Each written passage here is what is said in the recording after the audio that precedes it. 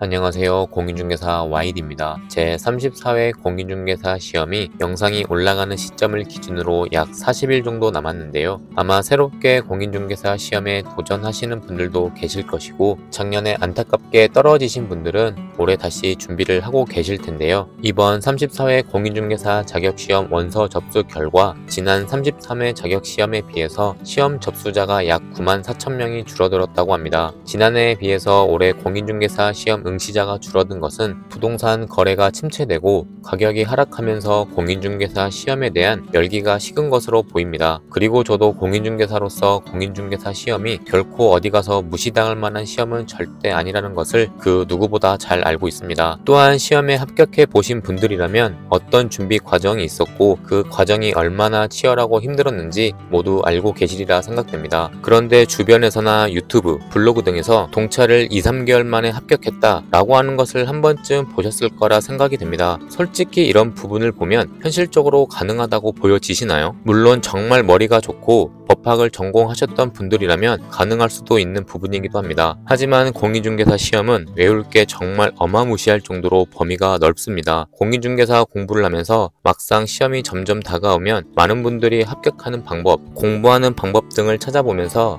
2-3개월 만에 합격을 했다라는 내용을 보면 자괴감에 빠지기도 하고 의욕을 상실하게 되면서 본래의 페이스를 잃어버리기 마련인데 전혀 신경 쓰지 말고 그냥 저런 사람들도 있구나 생각하시면 되겠습니다. 그리고 공인중개사 시험은 평균 60점만 넘으면 되는 시험이기 때문에 고득점이 필요 없는 시험입니다. 주변에서 고득점이 필요 없는 시험이기 때문에 커트라인만 넘으면 되고 실무랑 자격증 시험과는 전혀 상관이 없다고 하는 경우가 있습니다. 하지만 저는 조금은 반대로 생각을 하고 있는데요. 일반적으로 공인중개사 자격증을 취득하고 부동산 사무실에 취업하면 바로 돈을 벌 수 있고 큰 돈을 벌 수 있을 것이라 생각하는데 전혀 그렇지 않습니다. 실질적으로 실무를 알아야 중개사무실을 차려서 계약도 하고 돈을 벌 텐데 아무것도 모르는 상태에서는 사무실을 오픈하기가 사실상 어렵습니다. 그래서 보통은 공인중개사 자격증을 취득을 했어도 직원으로 들어가서 최소 몇 개월 동안은 물건 구하는 방법, 계약서 작성하는 방법, 광고하는 방법, 손님 응대하는 방법 등을 배워야 나중에 부동산 사무실을 오픈했을 때 큰 지장 없이 운영을 할 수 있습니다. 그런데 앞서 언급했던 내용처럼 공인중개사 공부는 실무와 별개라는 의견에 저는 반대라고 생각을 한다고 했는데요. 이유는 부동산 사무실을 찾는 손님들 중에서 물건을 구하러 오시거나 물건을 내놓는 분들도 계시지만 여러가지 세금이나 정책, 법률 등 다양한 상담을 하러 오시는 분들이 계십니다. 그런데 그때 공부했던 개념들이 확실하게 정리가 안 되면 손님들이 물어봤을 때 우물쭈물하게 되고 그러다 보면 손님을 놓치게 되면서 다른 부동산에 가서 계약을 하는 경우가 발생합니다. 그래서 공인중개사 시험을 커트라인만 넘겨서 합격을 하는 것도 중요하지만 부동산 자격증을 취득하고 나서 바로 실무를 하실 분들이라면 어느 정도 개념을 이해하면서 공부하시는 게 실무를 배우면서 손님분께 브리핑하면 신뢰감이 올라가고 그러면 당연히 계약 성사율이 높아지게 됩니다. 부동산은 계약이 곧 수입이기 때문에 이왕 공부하실 때 대충 하는 것보다 확실한 개념을 이해하면서 공부를 하게 되면 많은 도움이 될 것입니다. 34회 공인중개사 시험 응시자가 지난해보다는 감소했다고 하더라도 무려 29만 명이 응시를 한다고 하는데 이 숫자도 정말 엄청난 숫자입니다. 그런데 왜 이렇게 공인중개사 자격증을 취득하려고 할까요? 요즘은 직장 다니면서 열심히 저축해서 내 집 마련하는 게 사실상 정말